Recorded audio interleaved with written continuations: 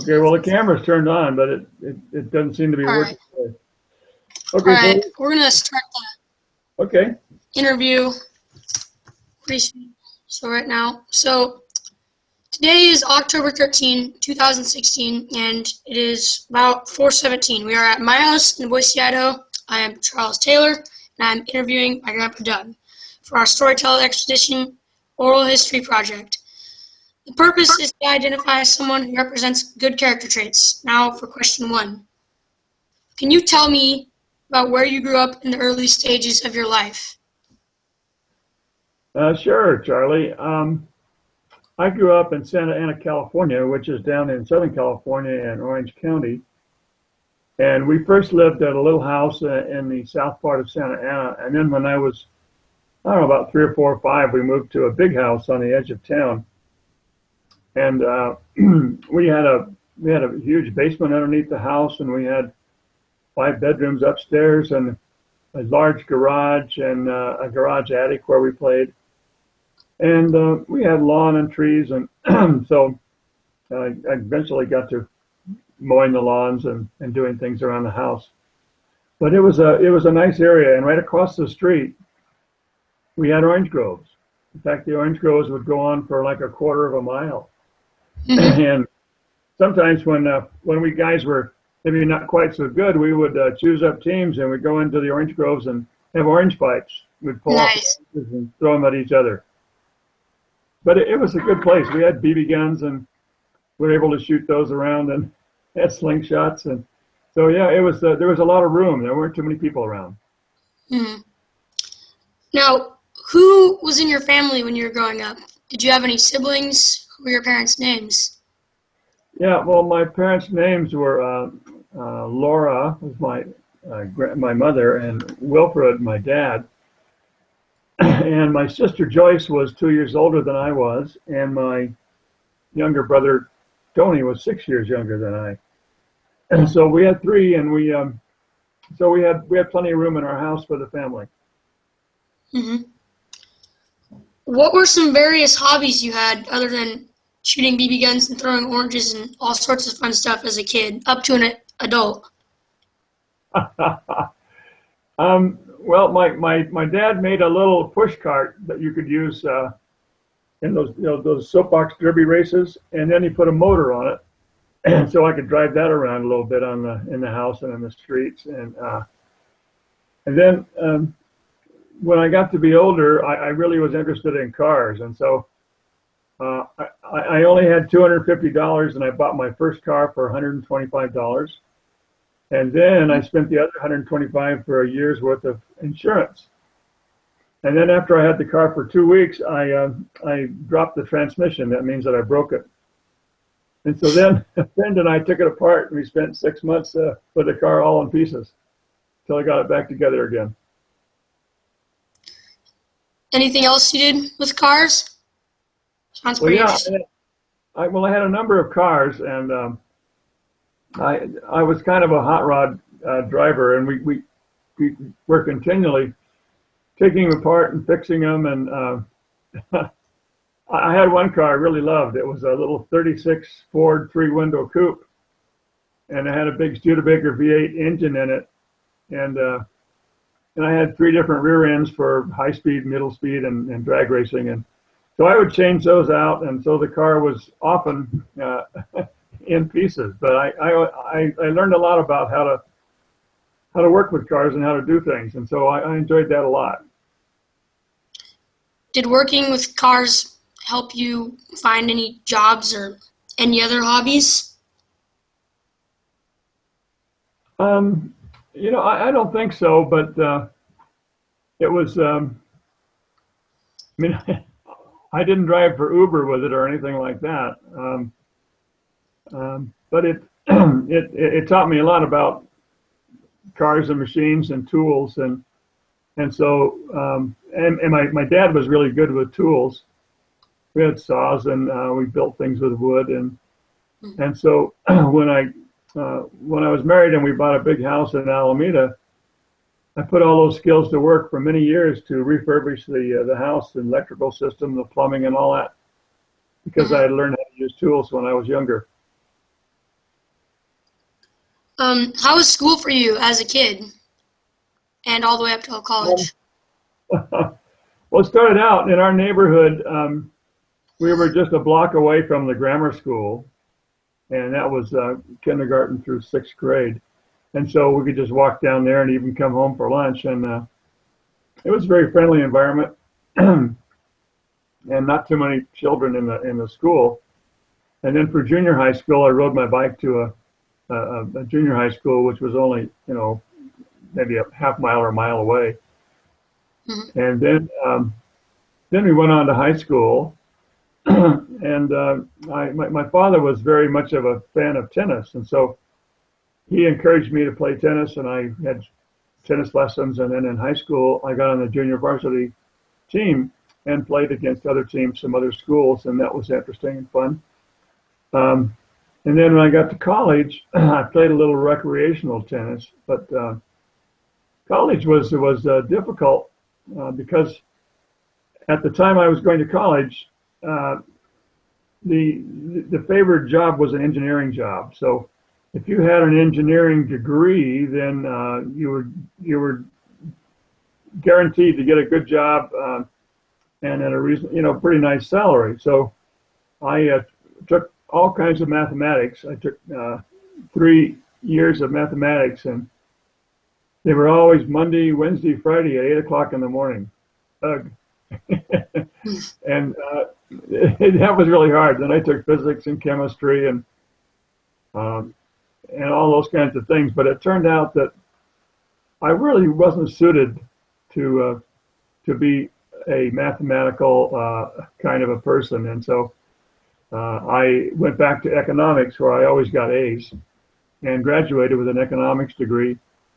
But I had a lot of experience working with numbers and formulas and that sort of thing, and I think that always helped me later on.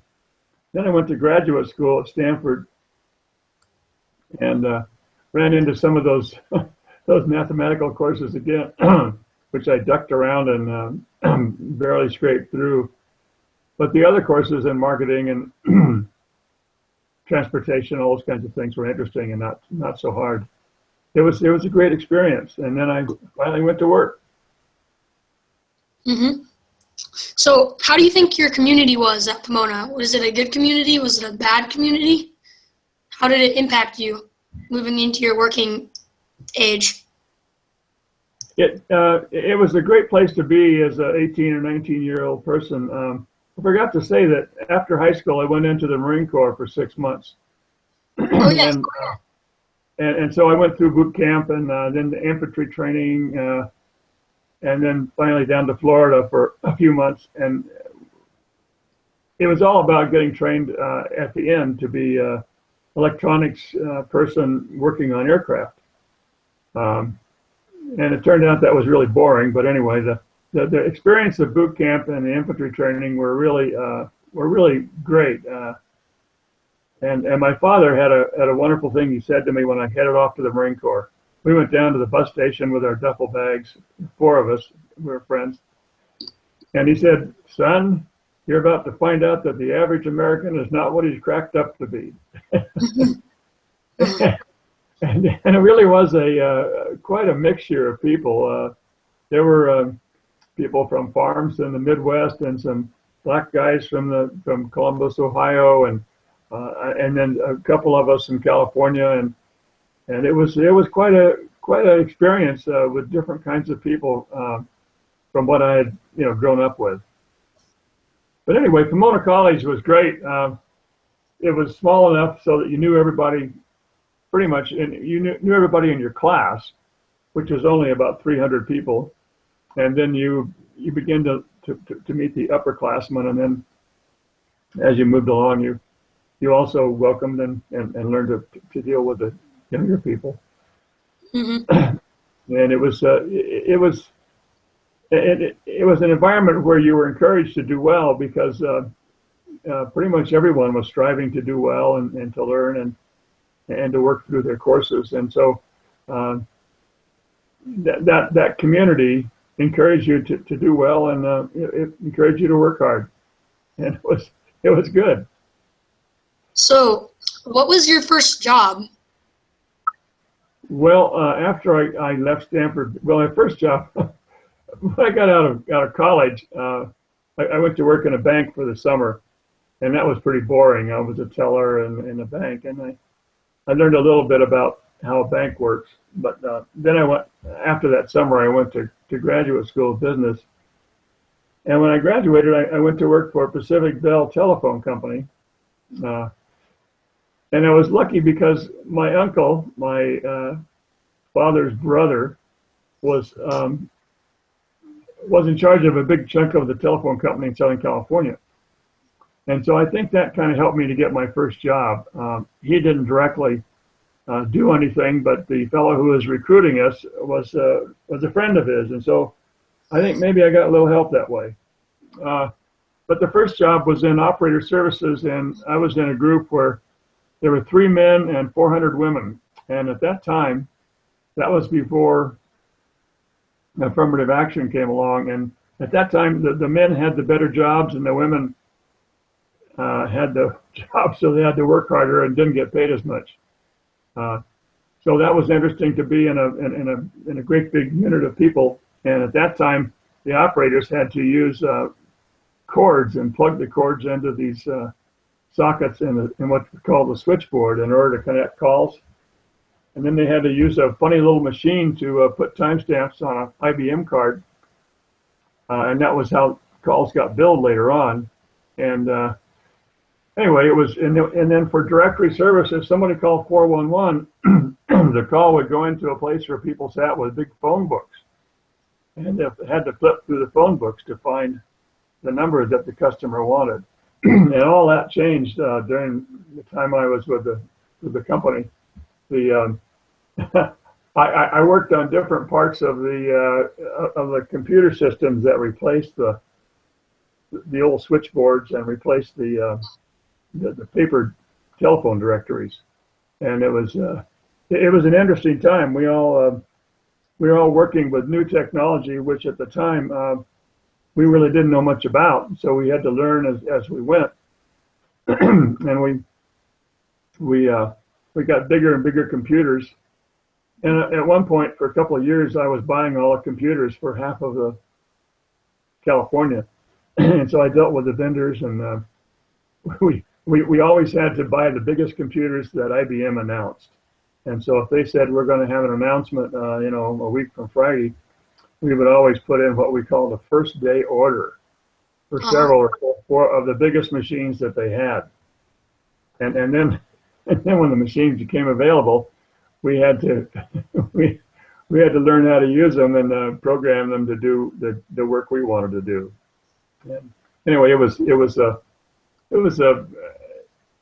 was stressful, but it was interesting and exciting, and the people I worked with were all similar. They're bright people who were willing to work hard. And when we first got started, the computers were thought to be so valuable that they wouldn't give us any testing time because they always wanted to use them for production.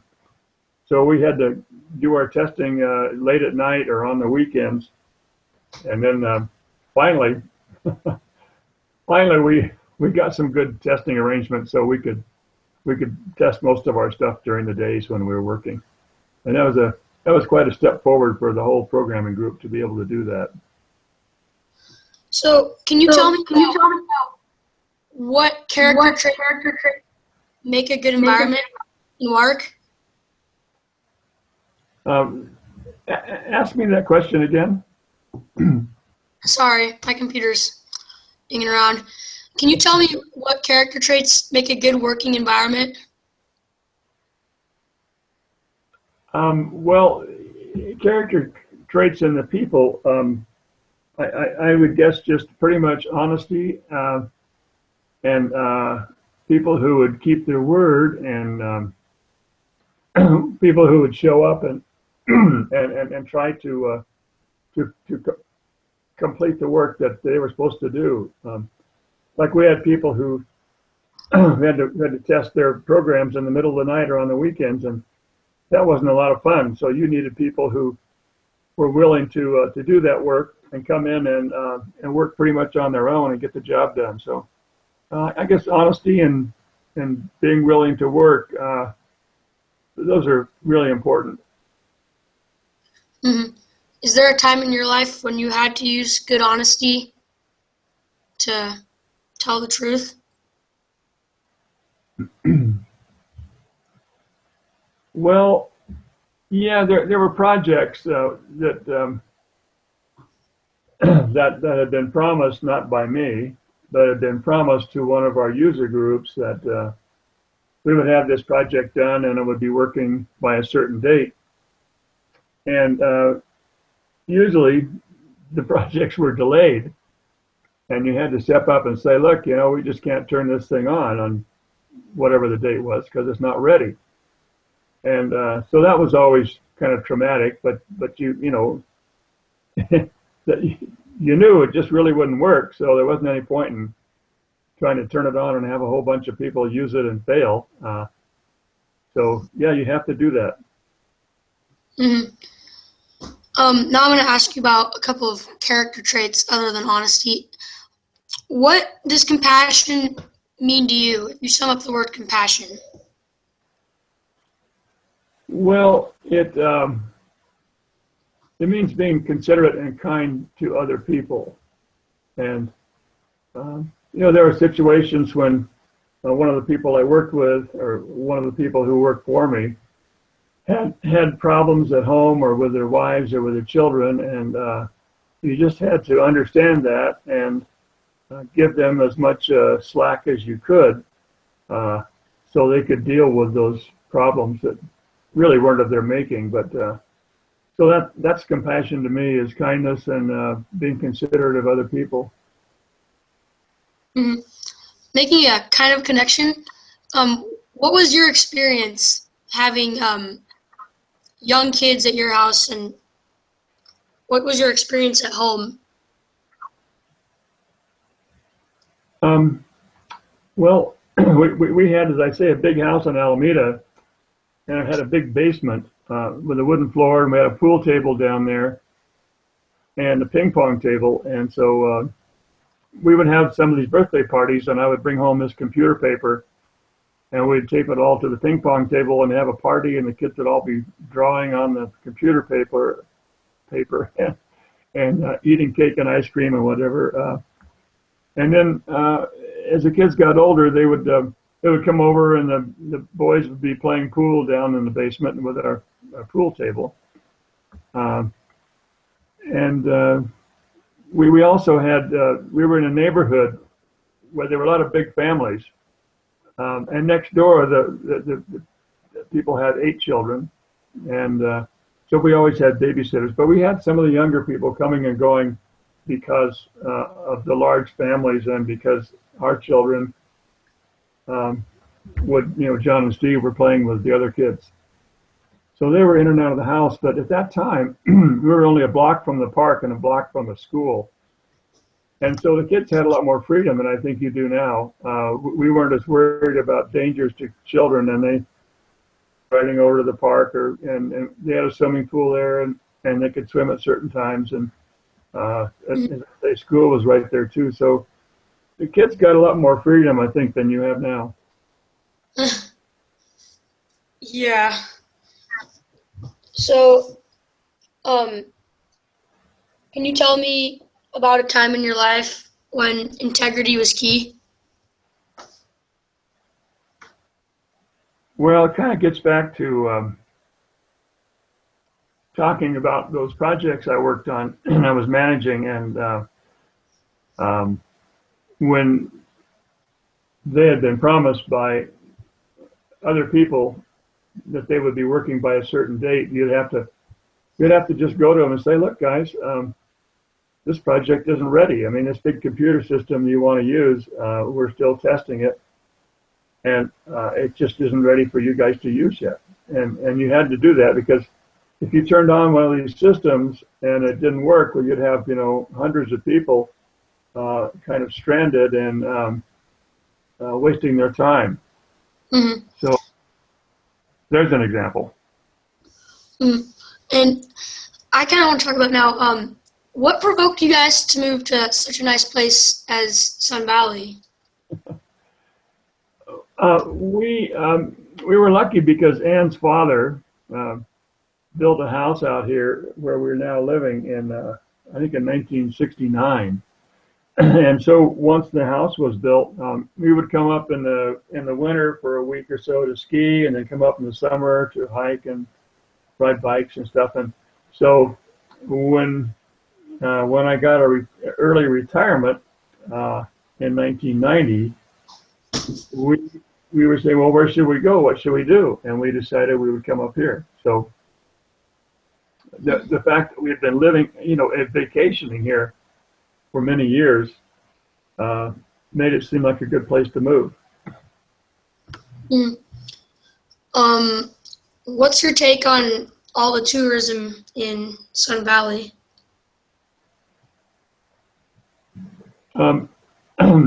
Well, the tourists are vital to the community.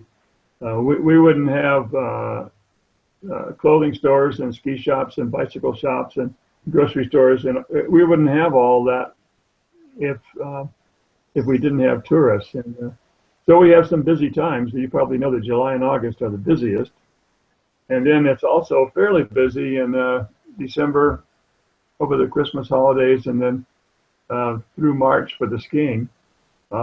The tourists, it can be annoying because you can't get a parking place sometimes, or things get crowded, but without the tourists, we wouldn't have the facilities we have. Mm-hmm. Would you ever want to move back to Alameda? No. No, we've been there, and it's changed since we were there, and we're going back to see some friends in Alameda in a few weeks. Mm-hmm. And we enjoy that, but we don't want to live there anymore. Do you have has there ever been any events in your life, like any big public events which have been really meaningful to you and impacted you in such a way that it still affects you nowadays? Oh dear. Hard to think on that. Big public events. Well,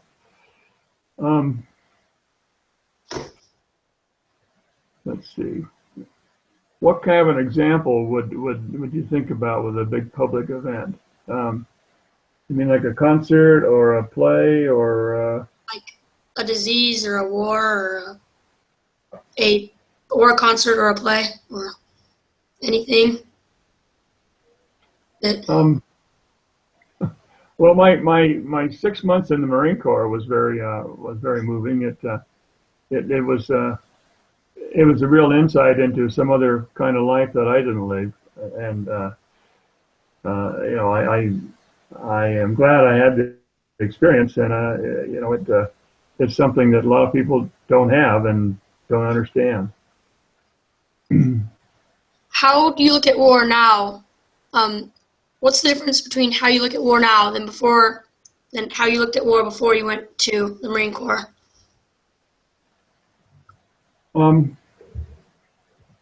Well, when you're out crawling around in the night with your gun and you've got these blank cartridges and you're going to shoot them at somebody else, you realize how dangerous it is and how fragile your life is.